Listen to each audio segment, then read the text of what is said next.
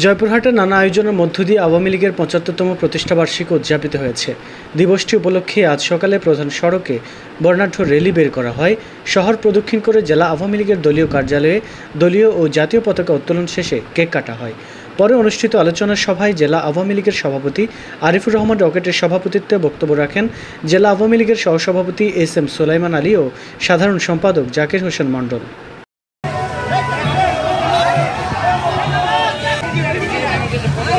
সব জায়গার ব্যবসা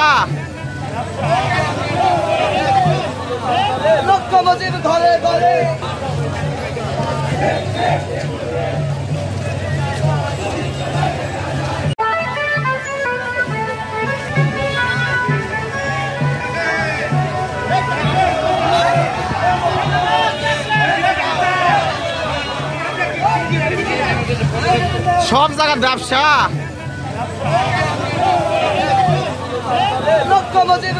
ধরে